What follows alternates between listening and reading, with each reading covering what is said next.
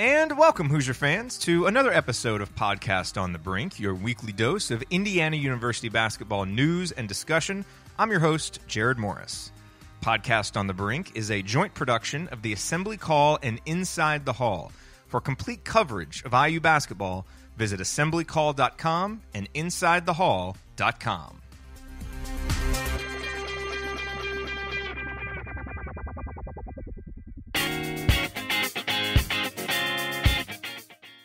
On this week's edition of Podcast on the Brink, Alex Bozich and I are joined by Rick Bozich from WDRB in Louisville to reflect on a most memorable day in New Albany as Romeo Langford has committed to Indiana. At what point did Rick feel any sense of certainty that it was going to go Indiana's way, if at all, during the ceremony? What does it mean for Indiana on the court next year? What can it mean big picture for the Hoosiers, and then some reflections from Rick of talking with people around New Albany for what Romeo has meant to that community. All of that and more on this week's edition of Podcast on the Brink.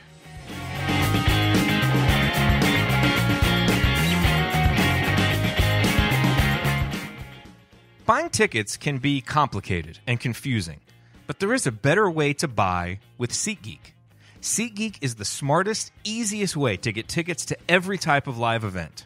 Whether you're searching for a last-minute deal, planning a night out with friends, or need to find the perfect gift, SeatGeek helps you find the best seats at the best prices, fully guaranteed. There is nothing quite like being there in person, and SeatGeek will get you closer to the action for a great value. I have the SeatGeek app on my phone, have had it for a couple of years now, and it is by far the easiest way that I have found to shop for tickets because I can be anywhere, and with just a few taps, I can instantly find seats. I would love to use the SeatGeek app to pick up Mavericks playoff tickets this year and see Yogi, but obviously the Mavericks are not in the playoffs. But if you're in Indiana and you want to watch Victor, you want to watch Eric Gordon with Houston, or you want to watch OG with Toronto, or any other NBA playoff games, or any baseball games during the summer, SeatGeek is the way to go because SeatGeek is designed to make your ticket buying experience easier than ever. SeatGeek saves you time and money by searching multiple ticket sites to compare prices and find amazing deals so that you don't have to go through all that legwork yourself. And best of all, listeners to Podcast on the Brink, like you, get $20 off of your first SeatGeek purchase. All you have to do is download the SeatGeek app and enter the promo code BRINK, B-R-I-N-K, today. That is promo code BRINK for $20 off of your first SeatGeek purchase.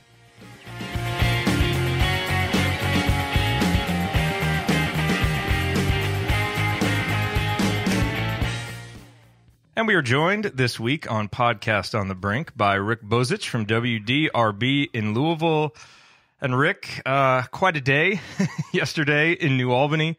You have obviously, followed the Romeo Langford announcement, the Romeo Langford recruitment up close, from the angle of Louisville, from Kentucky, and obviously from Indiana, all three schools involved at one point or another. How does it feel now that the decision has actually been made? And while there was a certain sense of inevitability yesterday about him picking Indiana, that wasn't really the case all along in this recruitment. So how does it feel now that the decision has been made? And what are your thoughts on it ultimately being Indiana after where this recruitment seemed like it was 12, 13 months ago? Wow. Well, thanks for having me, first of all, too, Alex. Now that it's over, I guess, and having spent a lot of time really in the last couple of weeks in Southern Indiana working on some Romeo stories, there was definitely a sense over there from everybody that Eric Crawford and I went over there and talked to people of, anticipation, concern, excitement of how this was going to turn out. There was some skepticism, I think, that he would actually commit to Indiana. People were, thinking about it and getting excited about it, but I don't think anybody was at the point where saying, yeah, it's absolutely going to get done. And I think because he did commit to Indiana, I think for a lot of the people that I saw and have talked to who are IU fans, that there's in some ways enough to be relief, but it was just sort of an opportunity to exhale because this has gone on for so long. And then from the standpoint that he's actually there and in the context of this area, I mean, a year ago, if we would have had this podcast and talked about Romeo going to IU, and if you would have thrown Kentucky and Louisville into the mix, I would have said Indiana's probably the third most likely place in that group to get him, because a year ago at this time, I don't know if it had been announced that he was going to play for John Calipari on that 18 and under team, but it was right around this time. And at that point is when the narrative had swung from sort of, yeah, it's going to be Duke or maybe Carolina to it was going to be Kentucky, because he was going to be on that team with, was it Quigley and who's the guy that would end up going, Lewis King and some of these dudes, and it was all going to be that he was going to bond with John Calipari and be another one of the top 10 one and done guys who went to UK.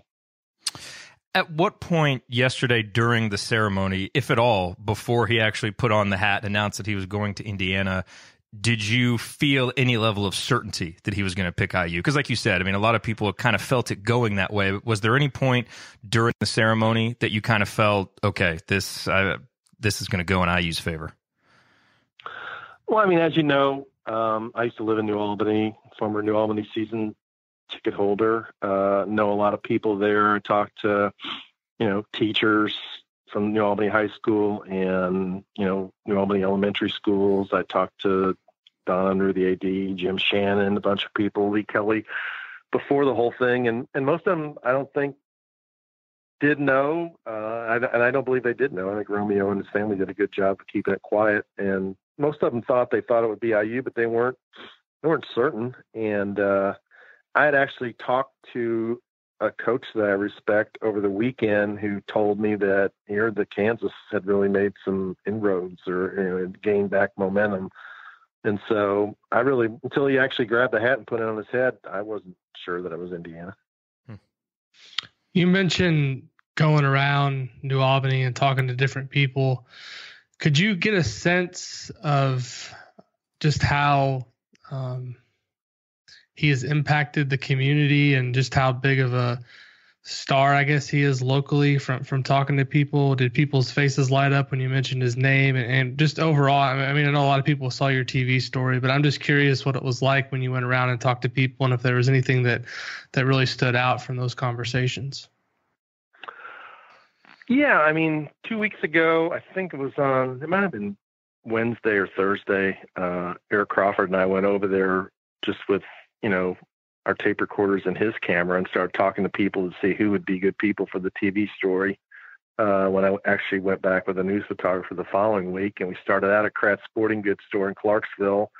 And, there was Alan Krebs, the owner of the place, whose son's on the New Albany JV team. And they're the ones who had sold like more than 100 of those New Albany #1 jerseys. And when they saw we were in there, 2 or 3 other people that worked in the store came out and talked to us, and they were all in. And there was a woman who worked there. I think her name was Diane Steinert. Her family used to own Steinert's bar in New Albany. And she said that when Kratz sells a lot of uniforms and equipment to schools all across the state of Indiana, and said that like when ADs would call from schools even as far north from Indianapolis when Romeo was like a freshman or sophomore, and they'd say, have you know this Romeo Langford kid? And, is he really that good? And where's he going to go? So, I mean, it's a big topic of conversation. It has been for a long time. Then we went to that Hoopsters bar in Jeffersonville, which is a hardcore Jeff place. They've got Mike Flynn and Sharon Wilkerson's Mr. Basketball jerseys up in that place. The owner is Phil Caldwell, who's an assistant coach at Jeffersonville. And as you guys know, I mean, Jeff and New Albany are big time rivals. It's sort of like an IU Purdue thing.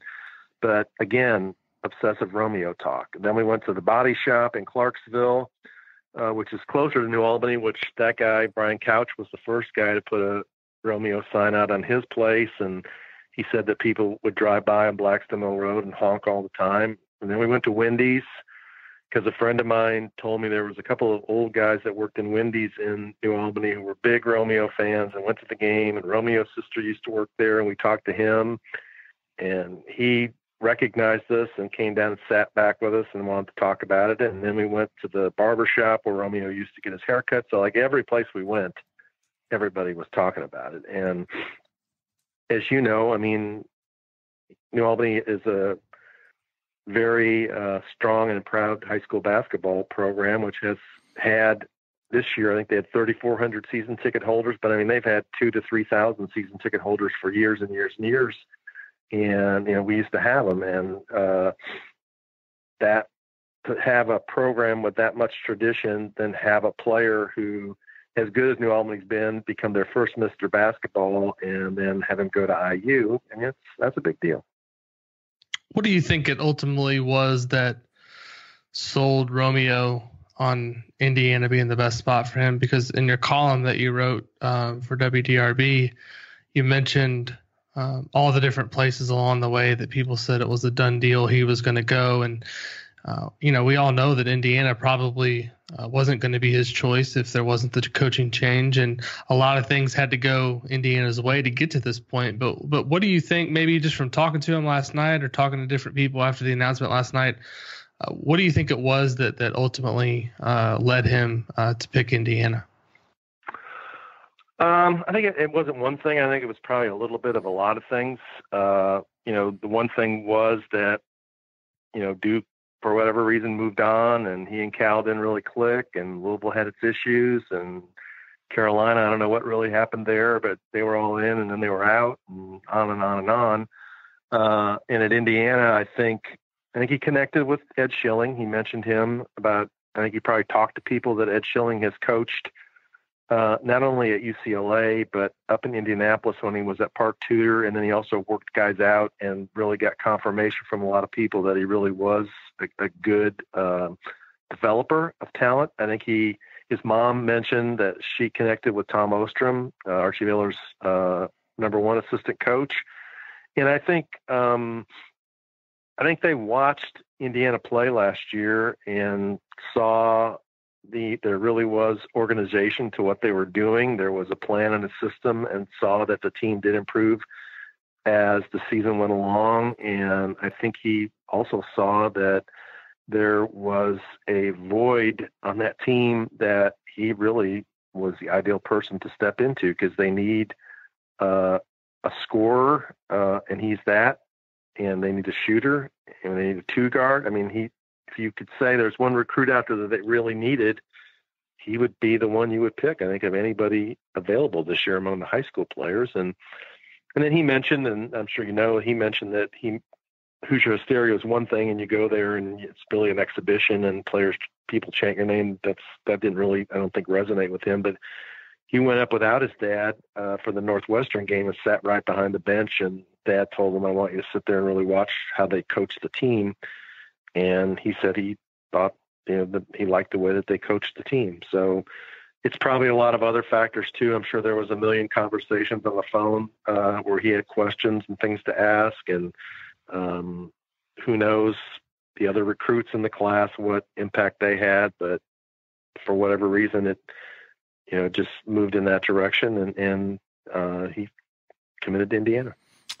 Rick, as we start looking ahead to next year for what we all presume will be the one and only season for Romeo Langford in college, what do you think is fair to expect for next year's roster? And for the sake of conversation, let's assume that the Juwan Morgan comes back for his senior year. Obviously, if he doesn't, that will change the equation. But what do you think is fair to expect? And what do you think is the possible ceiling for this team with Romeo Langford?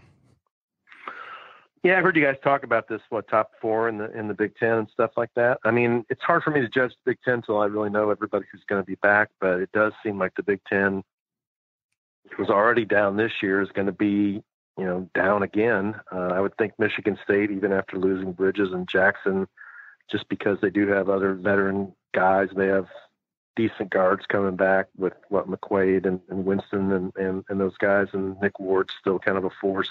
And Izzo's been around for so long, it has a system. They're kind of the default pick to pick in the Big Ten when you can't pick anybody else the way it used to be Wisconsin. But, after them, I mean, I would say if all goes well and it fits together the way it, it's projected to fit together, they should really be up there with any of their other teams. I mean, you got an issue at point guard. I think that they have to, either get Devontae Green or Finney to be a consistent winning level point guard. And they're counting on a lot of young guys, but when you got Morgan back and you got McRoberts back and Justin Smith should take a step forward, and you don't really know what Deron Davis, I'm sorry, how to project him, because an Achilles injury is difficult or tricky to project off of, but the pieces are there for them to have a pretty high ceiling of being, I'd say the ceiling would be, probably second in the Big Ten, and the floor would be, and what were they this year? Sixth with the group they had. I would think they could be, the floor would have to be fifth. They got to be better than that. And what do you think in terms of Romeo? Expecting from him on an individual level, because we have seen, some supernova freshman seasons. You go back to 2003 with Carmelo Anthony and what he did, and you think back just to last year, what Trae Young did, kind of putting that Oklahoma team on his back. And, obviously he faded toward the end of the year, but you kind of saw what he could do with an extreme usage rate. And it certainly feels like the opportunity is there for Romeo to play a lot of minutes, get a lot of possessions, and get a lot of shots. What do you think is fair to expect from him individually? Wow. I think he'll probably be a 26 to 30 minute a game guy. I would think he could average, 13 to 17. A lot of people try to make the comparison, I guess, to Eric Gordon. Eric Gordon seemed more physically mature. He had kind of a man's body even when he was in high school. And I think Romeo still needs to, he's longer and taller, and his arms are longer and stuff. And he does some things differently than Gordon. But Gordon was just so physically strong that I think he came into college ready to play like a man. And I think Romeo has to work on that some, but I could definitely see him being a, 12, 13 to as high as 17 points per game guy, but you never know that. Some guys don't adjust immediately and to the physicality and the longer season and all those things in college basketball. So that's the unknown. We've all seen recruits that have come in to Indiana who were highly touted. Bracy Wright, I could think he wasn't as high as Romeo, but Andre Patterson, I go back to that level. Delray Brooks. There have been some guys who were highly touted and came in and it didn't work out. I don't think that'll be the case with Romeo Langford. I think he'll be more of the like a Zeller, the way he produced, or the way that Farrell produced, or the way some of the recent guys did. But it's never an absolute. Let's talk big picture for a second, because one common reaction that I have seen from Indiana fans, obviously extreme excitement, extreme enthusiasm at Romeo's decision. But then I've had a couple people mention, it kind of feels like we were here when Zeller made his commitment. And then, Indiana got Yogi Ferrell and Tom Crean had that big run of recruits.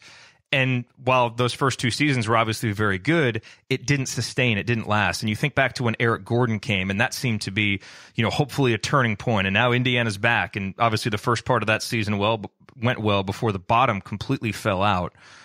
What do you think about the way that Archie Miller is going about doing this, both with Romeo and just in the broader sense of, how he's recruiting and the foundation that he's laying for the program gives you confidence that this can be sustained more than what we saw in the aftermath of Cody Zeller's recruitment and in the aftermath of Eric Gordon's recruitment? That's a great question. And, there are similarities. Zeller was a little bit later in the time process for Crean than Miller was. This is right out of the box that he got him in his very first recruiting class. So that's one difference. I guess I would say is that he put himself out there in his introductory press conference by saying the inside out thing. And it was pretty obvious what he was talking about, that he knew there was a really good class in Indiana in 2018, and he intended to get his share. And I guess his share would be, Finney and Demezy Anderson, and then most definitely Romeo Langford. And I think he got the three guys that he wanted. I know they offered the kid as Aaron Henry that's going to Michigan State, but he got the three that he wanted. And that, when you put yourself out there and you leave yourself open to criticism if you don't get those guys, and then you get them, you got to say, this guy not only had a plan, he executed his plan. His very first time out. And that's not easy to do in recruiting. And I think the other thing that I like about it's different. If you look back at Tom Crean's first staff, that was, I think, Buckley, Seltzer, and then Rashawn McLeod. And we know by looking back then that Rashawn McLeod really wasn't a good fit. He really wasn't on the staff for very long. And then he was replaced. I guess it was McLean that came in. And, there was some turnover on the staff where I get the feeling, and I can't prove it, that there's a little bit better synergy with this group of guys. I mean, he's been with Ostrom for a while and has a tremendous amount of confidence and faith in him. And Schilling has a great reputation and is a good fit at Indiana because he's an Indiana guy who has a lot of credibility, I think, among AAU coaches and high school coaches for his coaching skills and his developmental skills. And I think that helps. And Bruiser Flint's a veteran guy who's been around for a long, long time. So I think that's one thing that makes it different than the last time around. But, that being said, we also have to remember that what changed it for Tom Crean, once they lost that game to Syracuse, a certain segment of fans turned on him. And I think some recruits or coaches, lost some faith in him because they looked at that game and they questioned the way Indiana played in that game. And I think that was something that he had a hard time overcoming as a coach. Do you have any sense for what Archie Miller's style is when he talks to recruits? Because when he's talking to the media or just any other, he's obviously a straightforward, serious guy. Do you think from talking maybe to different coaches or just from talking to Archie, do you get the sense that that's how he interacts with the recruits as well? And do you think maybe there's some level of appreciation for a person like, knowing Mr. Langford like I do, and I know you've talked to him several times too. It kind of seems like he's got the same approach in terms of, he's not going to go for the hard sales pitch. He's going to see right through that type of thing. And do you think maybe that is one thing that helped resonate with the family, just Archie Miller's straightforward approach? Well, I think what it is we're talking about is, he's genuine or sincere. I mean, he's not a joke teller. He's not a backslapper. He's not trying to always spin the narrative. I mean, we've been around. He's pretty straightforward and blunt when he talks about what he's trying to do. And he was pretty critical of his team at times last year and calling them out in terms of, whether they're being soft or whether they were too easy to embrace coming close or different things like that. And I don't think he's one of those guys that turns that on and turns it off. I think that's pretty much the way that he deals with his guys, and, tells them what he thinks for the most part. And that will resonate. Everybody has different things that they respond to, but some guys need to be, puffed up and complimented and stroked, and some guys deal better with the more blunt approach. And I think that, that Archie is kind of true to who he is. I think he's a pretty direct guy, and he's a no nonsense guy. As when you see him out at events, he's friendly, but he's not going to sit there and, shoot the breeze for 10 or 15 minutes because he's there to work or do his things. And that's the way he is. And I think there's some level of respect for that. I mean, he's trying to do it his own way. And I think he also resonates with people because he played the game in the ACC and kind of knows the game as a former player who had to overcome his own physical, his size, his lack of quickness and everything else to succeed. I mean, he wasn't a 5-star recruit. He was probably a 3-star recruit, but he succeeded anyway because of the work ethic and attention to detail. And so I'm sure he can sell that. Rick, in terms of yesterday's ceremony and just kind of the entire hoopla around the day and Romeo's announcement, I'm curious just what you think of that in terms of the spectacle, because I know, I live out here in Dallas, and I was trying to explain what was going on to my wife, who's from Texas, and she didn't really get it. I didn't really expect her to get like, wait a minute, you're doing a special show because a guy's announcing where he's going to college to play basketball, and I was like, Yes, technically that's what we're doing, but it's a lot more than that. And I actually realized when I started to explain it to her about, what he meant to the community, all of the things that he had done, and how it was really more of a celebration being shared with the community, and the rest of us were all just kind of piling onto it, it made a lot more sense, and it seemed a lot more reasonable and not quite as outlandish as maybe it might look on the outside.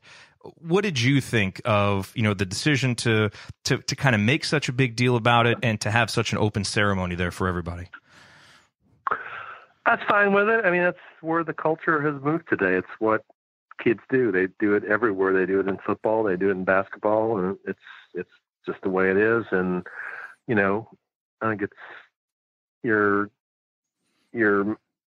out of touch if you're going to question it or criticize it. I mean, and I can go back to, I remember in 1972 when Quinn Buckner was Bob Knight's signature recruit who picked Indiana over UCLA and Michigan, that I think I found out about it by reading on it on page, C7 on a paragraph at the bottom of a story in the Chicago Tribune. So, the world has changed, and this is the way it is. And I know here at WDRB, we live streamed it yesterday, and I think at one point we had 24,000 people watching that live stream feed, which is mind-boggling. So there's an audience for it. It's the way it is now. And I thought, they had his minister there. It wasn't like it was a bunch of silliness. It was, people talking about what kind of kid he was. And then when he got up there, he was pretty no nonsense. He said a few words and put the hat on, and that was it. What do you think next year will be like in Bloomington as Hoosier hysteria starts to approach? I mean, this is a program now. They obviously, had the coaching change last year. There was some excitement there. That was almost immediately deflated by the loss to Indiana State. And then last season wasn't very good. And so now you have a program coming off of two, seasons where they didn't make the NCAA tournament. But now you have this injection of enthusiasm with Romeo's commitment. What do you expect kind of the enthusiasm level of the fans to be as next year approaches? Do you think it's one of those, all is forgiven, we're ready to go, it's 100%? Or do you think that there will still be a lot of people kind of keeping things at arm's length and waiting to see it be proven on the court? No, I don't think it'll be arm's length at all. I think it'll be hardcore, a big jump from last year. I don't think there was a lot of discussion last year, games about empty seats in the balcony and then empty seats in the main area. I think those will be gone for the most part. And I think students will be more engaged. It's not just Romeo, it's the whole recruiting class, which has got some other really good players. It's really a 6-person class if you include Race Thompson. If Juwan Morgan comes back, then you got a team that will probably show up in several preseason top 25s, I would think. They'd be right down there at the bottom on the fringe of it. And, there's pent up demand around there for a winning team. And I know that they won the Big Ten regular season championship in, was it 13 and 16? But, we're talking about pent up demand for success in March. And I think people will look at this team and say, this team probably have some growing pains early because there's so many young guys, but it should be a formidable team in March. And I think, who was the last top 10 recruit from the state of Indiana they got? Eric Gordon? Yes. I think Gordon wasn't. Zeller was 11th, right? And Yogi was in the 20s. Yeah. Right. Yeah, I looked it up. He's the highest rated recruit coming into the Big Ten since Jerod Solinger, which I think speaks a little bit more to also this is going to be good for not only Indiana, but the Big Ten at large, because let's face it, when Indiana's good, it's as much as other Big Ten schools don't want to hear it, it's good for the league. Yeah, you'd think they'd get more TV games. There's more better TV games than some of the ones they've had recently. Fewer, I guess, more just Gus Johnson and fewer whoever are not Gus Johnson guys. I don't know. I mean, it's such a topic of conversation that I think there'll definitely be more energy around the program. People want to get tickets and things like that, and that could change if they start out and have a bad loss at home or couple bad losses at home, then it subsides. But I think people are positioning themselves to embrace it again. This whole discussion has been focused on Romeo, but I think all three of us would be in agreement that Romeo and Juwan Morgan are assuming Morgan comes back, are the two centerpieces of next year's team. But if Indiana is going to realize its potential, who in your eyes are a couple of guys who are going to have to be standouts on next year's team? Well, for sure, somebody at point guard, whether that's Devontae Green or Robert Finney. That's been a issue for the last two seasons without Yogi Ferrell. When they were really good, he was the best player in the Big Ten. In the last 2 years, they've had below average Big Ten point guard play, and that's not going to work. At college basketball, we've seen over and over and over again that point guard's a critical position. So that's going to be number one. And I think number two would be probably a move forward by Justin Smith, because he showed at times he's capable of doing it. He's a good player around the rim, but he needs to become a better player around the rim, a better finisher, and also develop a little bit of a 12 to 15 foot shot and some ball handling skills. I mean, he's so athletic that if you got two or three guys who can break the defense down and force guys to help, then you're creating open lanes for other people or mismatches or forcing double teams, and that's how your offense really thrives. If you've got a couple guys that are really hard to guard and giving the defense headaches. And too many times last year, Indiana had, one guy who was hard to guard, and that's tough. And they had nobody who consistently could make perimeter shots, and Romeo should help solve that. One last question to close, Rick. I'm curious. There was a picture taken, and I don't know who took this picture, but it was right after Romeo's announcement. And it's a picture from behind the media scrum that just descended upon him. And based on the perspective of the picture, I mean, it looks like, the media surrounding him just goes on forever. Obviously I think there were 85 credentials there. So, it looked much bigger than it was in person. But when you look at Romeo in the center of it, right to the right of his head is your face, Rick, and right to the left of it is Alex's face. And I just thought it was, and I don't know if you guys have seen this picture. And again, I wish I could credit the photographer, but I don't know who took it. So if you know, please let us know in the comments. But I just thought it was such a great picture because, number one, it just showed, it was such a great microcosm of what Romeo has kind of dealt with. Picture certainly captured 1,000 words there. But I also thought it was really interesting for a story that has hit so close to home for both of you, to be right there, left and right, and then Romeo right in the center. I just thought it was a really fitting image for those of us, who have kind of watched Romeo's recruitment and learned so much of it from the eyes of you two, who have followed this so closely in New Albany. So I need to find that picture and send it to you guys, because it was a pretty cool moment. And I imagine it had to be a cool moment for you guys covering it together, given that the story hit so close to home. Yeah, I mean, it really resonated with me last week because I went over to Mount Tabor Elementary School, which is where he went until the fourth grade. And Alex will tell you, I spent a lot of time over at that school in the gym, because not only did he play for Mount Tabor Elementary, but he played in the City League, and the games were there. And then when Alex and his sister Maggie were students, I used to go to Mount Tabor, once or twice a month and work in the library, checking out books and putting books away as a volunteer. And I hadn't really realized, I think I knew last year, but it didn't really set in with me until this year that Romeo had actually gone to Mount Tabor.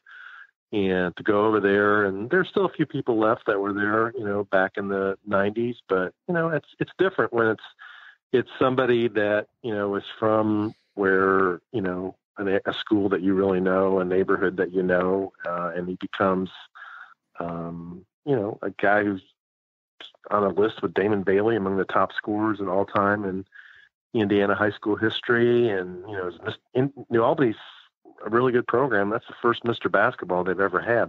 That's a big deal. You're from Indiana. You know how big of a deal that is. Oh, yeah. That's a list you go on with Oscar Robertson and Steve Alford and on and on and on. Big name George McGinnis, and I can't name them all, but I mean there's a lot of very important names in the history of the state. And I guess the other thing I would say is that there's always been talk at Indiana about winning with Indiana guys, and I know that Victor Oladipo's a great player, and he's from Maryland, and OG from Missouri, and Juwan's from Missouri. And I think more than most schools, it really does matter to Indiana fans that there's a number of guys on the team from the state of Indiana, and it's because of the respect I think a lot of people have for Indiana high school basketball and the respect that they have for how many Indiana kids have come before them to play at Indiana. I can go back when I was young and followed IU. The Van Arsdale twins were the first two that I remembered, and I remembered that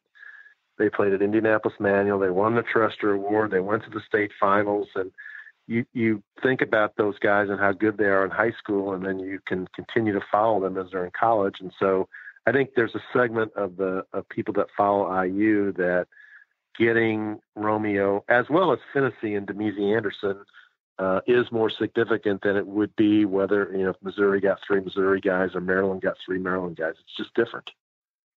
Yeah, I would add to that. It's just, I think when you have a chance to follow a kid as a high school player in your state, whether he goes to IU or Purdue, Butler, I mean, those fans at any of those schools, obviously this is we talk about IU here, but if you've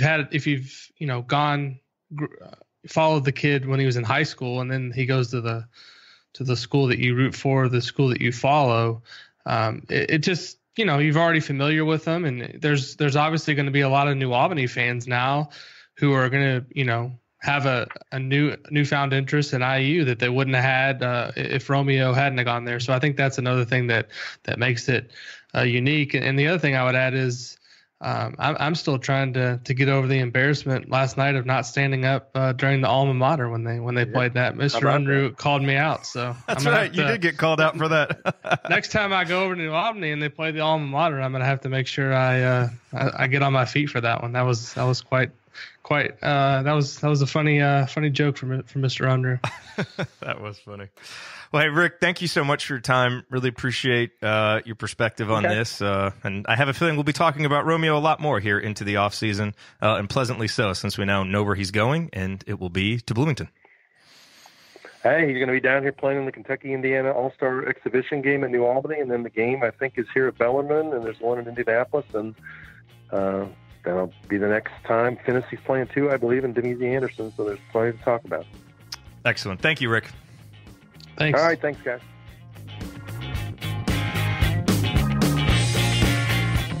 Thank you for listening to this episode of Podcast on the Brink. We always appreciate you being here.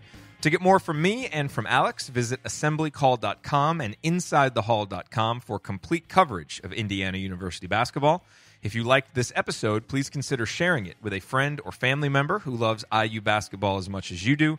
You can also support the show by leaving a rating and review on iTunes, which helps us get the word out to more IU fans like yourself. We will be back next week with a new episode. Until then, as always, go Hoosiers.